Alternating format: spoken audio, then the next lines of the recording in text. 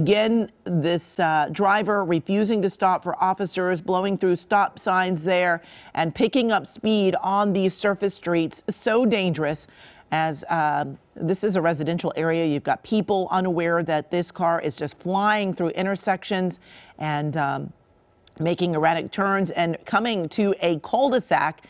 You always wonder what they're going to do when they run into an area like this, spin around, perhaps meet those officers head on. But certainly a dangerous situation as this car continues to stay away from officers, going up on the sidewalk here. And perhaps this driver does not know their way around this area. But again, we were hearing that these were burglary suspects in this car trying to get away. At one point, the driver may have let out some of the passengers. We are still waiting on confirmation for that, but you can certainly see this driver is driving erratically, trying to get away, making a very tight turn there. And these are, residential streets. People are not expecting a car to be flying down their street like this, going extremely fast. This is very dangerous for people in the area. And coming up to another intersection here, we've got the clock there trying to catch the speeds of this driver going around another car on the wrong side of the road. You just saw the sheriff's helicopter in that shot from Sky 9, another cul-de-sac. This person does not appear to be familiar with the area and continues to pick these roadways that in a cul-de-sac. You see it going by that cruiser, another cruiser at that intersection trying to catch up. But this driver just going so extremely fast, coming to another intersection. You see another cruiser there. But these cruisers are not close behind this driver. Oh, no!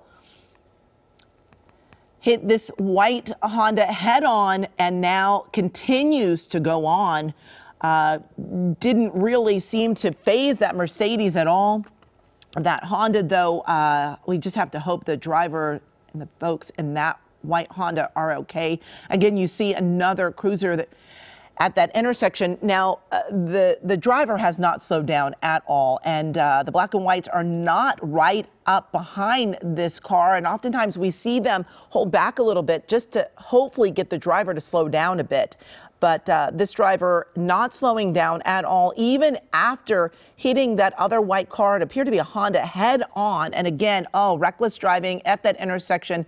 It looks as though that cruiser was trying to stop traffic for this car, because this driver is not stopping, going at high rates of speed here. This is at Van Ness Avenue and West 130th, going extremely fast on this street.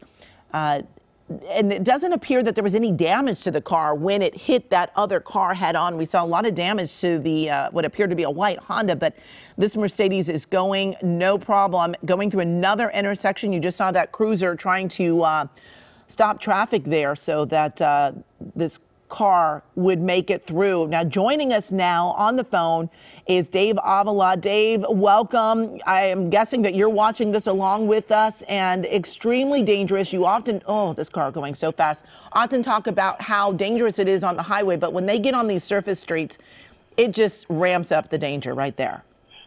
Yeah, good afternoon, Amy. Yeah, it really does. I mean, the car's weaving. Oh, no, another car just got hit, Dave. Oh, yeah. Pulling off the back bumper of that Mercedes. This car is not stopping, going through those intersections dangerously fast. Oh, so close to these cars. It's tough to watch, Dave. It's so dangerous. It is. And you can see why they went and pulled back. Of course, we're doing that surveillance thing, and we're going to hold back a little bit. And the whole purpose of that, we know, is to try and de-escalate it. But you get to a point, Amy, where it's kind of like, well, maybe we ought to just join up with it again, because this suspect is just, the desperation is just all there. We can all see it. No, bicyclist. Oh, that's real scary. Yeah. That really is. It really takes my breath away when I'm looking at something like that. And thank God he weaved through there, or she weaved through there. I'm not sure what the suspect is. And my sources haven't gotten back to me yet about what type of suspect we're looking at. There were some early reports, Dave, that there were burglary suspects and perhaps that the driver let some of the passengers out. This driver on the wrong side of the road going dangerously fast. This is just, it's tough to watch. This driver is desperate, has hit at least 2 cars. One, Dave, head on, another clipped the car there, and you can see the back bumper is just hanging there. But going through stop signs, not even appearing to slow down, even though we did not see cruisers close behind this car. But and also, it didn't appear that this driver knew the area. Pulling over here. Wow, okay. Yeah. We've got a few cruisers right there. The driver appears to be stopping. And this is certainly a dangerous time for officers. They don't know who is in that car, if that person is armed. Right. Dave, what are the officers thinking and doing right now?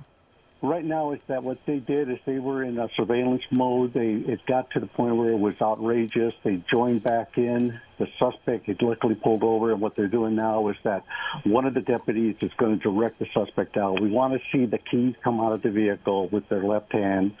We want them to open the door from the outside.